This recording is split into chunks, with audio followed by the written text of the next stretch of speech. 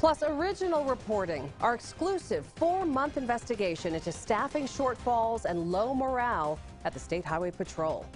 Thanks for joining us. If you have ever driven the speed limit on Interstate 85, you may have felt like the slowest car on the road, or maybe you've seen those reckless drivers out there even calling into 911 to report it, and you wonder, will help ever arrive?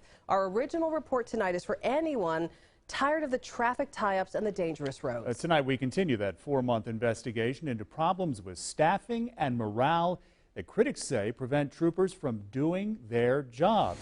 Now, for this story, troopers called us. They say some life and death 911 calls are never dispatched at all. They say wanted suspects can avoid arrest. And some troopers are so afraid for their own safety, they've refused to make dangerous traffic stops because they worry nobody will have their back.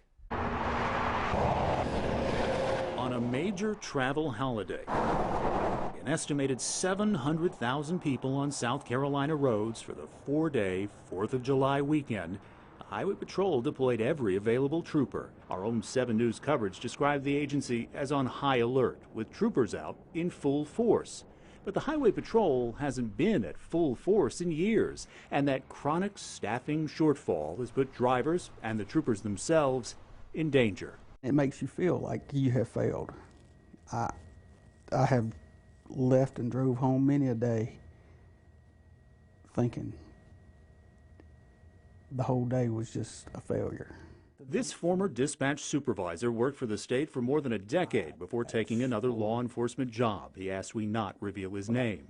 Dispatchers like him are based here on Villa Road in Greenville, a single office that handles 911 calls and trooper communications for 12 upstate counties. Often staffed, he says, with as few as 3 people per 12-hour shift. So overworked.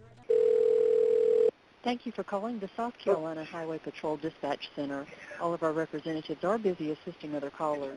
Some life and death emergencies, like impaired interstate drivers, are not only delayed, sometimes the troopers on the road never hear them at all. Somebody calls, says, I see a drunk driver, gets a 911 dispatcher. Call never gets to a trooper? A lot of times it doesn't.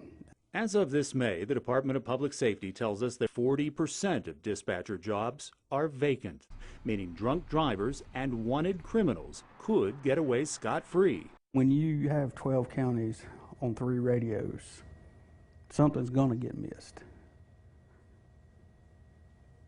A wanted person might get missed. It's not much better on the road. 129 full-time troopers either resigned, retired, or were let go in just 12 months. They're so unhappy, and they're under so much pressure that they're looking to go places. You know, they're going to sheriff's offices. They're going to our local sheriff's offices. You know, they're going to police departments. They're leaving altogether. Representative Eddie Talon, a retired SLED agent, has been critical of the Highway Patrol's management for years. In 2016, he chaired oversight hearings into the agency, which he now says is unable to perform the basic function of law enforcement. Their core function is to provide highway safety. That's what their mission is in South Carolina. Are they doing that? No. Talon believes the staffing problems stem from critically low morale. Troopers, he says, second-guess their decisions, afraid of what he calls uneven and unfair discipline under the leadership of Public Safety Director Leroy Smith. In one hearing, a patrol sergeant with 21 years of state service I am turning in.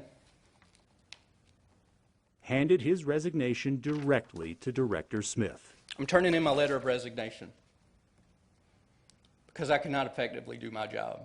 Talon says with staffing already so short, trooper lives are on the line. You think a trooper might get killed because of the management? Yeah, I think so. I think they think that. In fact, I know they think that. And I've had them tell me that they'll drive up to a car and stop a car, and you know, there may be 5 or 6 people in a car. They'll get in the car and drive back off because they aren't going to put themselves in a position, you know, out there by themselves to get hurt. We asked to speak with Director Smith. His office denied our request, instead providing Captain Kelly Hughes to take our questions. Does the Highway Patrol, do the troopers have confidence in the director of the agency right now? Well, I'm just one of about 816 troopers, so I don't obviously know every trooper in the state. I can't answer that question. Hughes argues the staffing shortage is a problem for all law enforcement agencies, and that's true. But the Highway Patrol has been especially challenged. In fact, we went to this recruitment event in Spartanburg. We watched and waited for more than an hour. Nobody, not one person applied. It's difficult to hire, it really is, and unless you have a lot of money to offer, it can be very difficult to hire, especially in the Greenville area of the state. Through the beginning of this month, DPS says 472 people have died on South Carolina roads, 10 on that busy 4th of July holiday.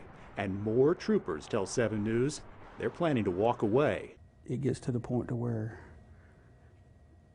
the troopers, I don't want to say afraid to do their job, but don't do their job 100% simply because it's too dangerous.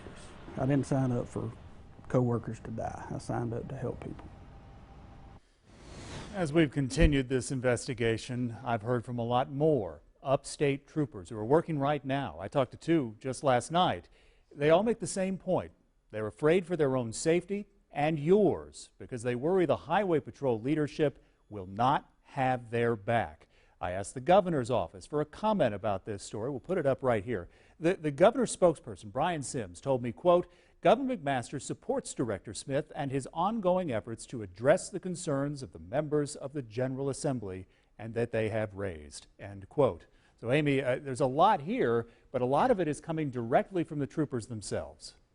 You know, and Gordon, it's such an important story you're telling, and the proof of that is that you keep hearing from troopers who are concerned about this. But what did the agency say about this very specific claim that troopers say they are afraid to do their jobs? Well, they deny it flatly. They sent me data that shows an increase in the number of citations written and impaired drivers arrested and a decrease in fatalities on the road the first half of this year. They say those numbers prove troopers are doing their jobs. I put that information on our website, WSPA.com. And if you look at the site right now, Amy, we've done something a little bit different. Exclusive coverage just for WSPA.com, including more details about exactly how this story came together and the steps we took to make sure we got this investigation right. Again, that's posted right now if you look for this story at WSPA.com.